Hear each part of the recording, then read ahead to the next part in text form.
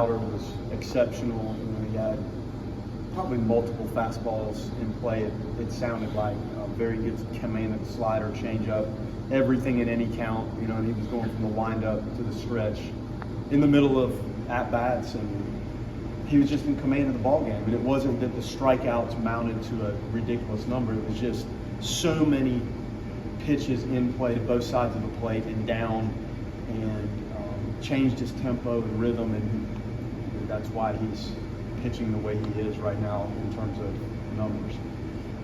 They're a physical team, balanced. They added some really good transfer pieces to what was already a very solid club. You can see it.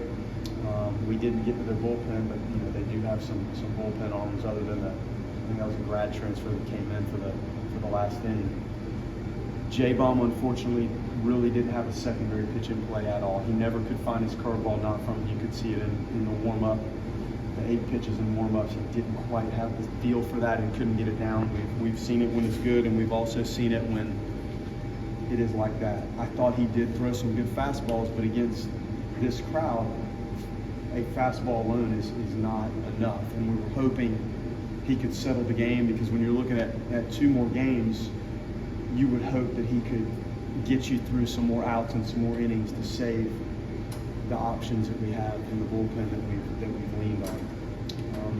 I thought the guys battled at the plate, but their ability to play really solid defense in all phases, infield, outfield, behind the plate, that's why they're where they are right now in terms of the quality of that team. So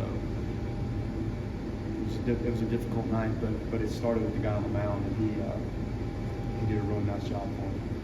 Have you ever seen another starter in college like Lowder, just the consistency that he works with and the ability to mix like he does? Yeah, I mean, you go way back to, yes, I have. Some of the Cal State Fullerton guys from back in the mid-2000s. And you know, there's some dynamic arms. You go to Drew Pomeranz and Smiley and Renato and some of those guys in the SEC that you had to deal with on back-to-back Friday nights. You do see it. North Carolina had some guys that were really dynamic when they were in the run with Ackley and Seeger and White and Warren, and Matt Harvey was the guy in the Super Regional that we didn't get to see as a starter of their 3. So you do see it, but I don't know that you'll see better command of above-average secondary pitches than that. And the way to try to stay in it is you hope that your starting pitcher can equal that and you can defend. We had a chance to make 2 really good above-average plays, and we couldn't quite make them to maybe hold this thing in check there early in the game. But his stuff was very good. Going up against his former team, Brendan, there's probably some, I imagine, in a situation like that, you put a little extra pressure on yourself maybe. How do you think? It seemed like he managed it pretty well. I thought he pitched great. I honestly thought there was a spurt where his stuff was better than it had been all year, to be honest. So that says a lot about him, because it's difficult to walk out there and have to deal with that circumstance, and I thought he handled it just fine. And the stuff was good, and again, we felt like for the remainder of the weekend, the way we tried to use him to kind of hold the game in check, but clearly we were running out of outs, and the way Lowder was thrown, we thought, okay, we're trying to save him for maybe Sunday. Yeah, it was nice to see him throw well again. And I know Dennison's numbers and the result is not maybe what clearly we needed, but the stuff was the best I'd seen. It was the best I'd seen Dennison throw. Like, it was the tempo, the rhythm, the delivery, the arm speed, everything was a little bit better than I've seen it before. So that was a positive for him too. I guess seeing this team for the first time, for the weekend as well, and walking away with it with 2 more games coming up. What do you guys feel like you need to do in order to come away with a series win? Well, Whitaker needs to go do, like with Lowder, similar thing.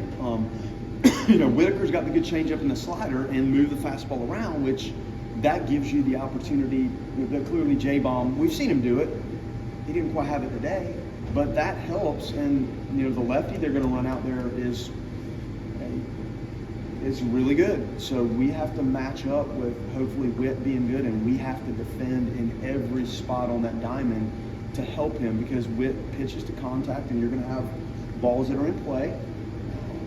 And then offensively, we see a lefty, so you get Vincent to switch around, You know, if Nander's back in there a little bit, then you have another right-handed back. So we'll figure it out, but we have to match and give ourselves a chance on the mound to kind of stay in the game early, and then hopefully there's chinks in the armor somehow offensively that you can figure it out and scratch and claw and maybe produce some sort of a big inning along the way. When J-Ball hasn't been on, it seems like it's been the curveball that has kind of had inconsistency with. I guess I feel like it's just a field thing, kind of, or a mechanical thing when it goes. I think the curveball, the way he throws it, is a field thing. You know, clearly, you know, his fastball command was okay for the most part. So I don't know that it was a mechanical hit. Now we'll get into it deeper with him, like to kind of get through how he felt, but I think it's just strictly the feel for it and kind of finding that right release point, and it just didn't look like you ever could get it maybe out in front, which is a feel thing as much as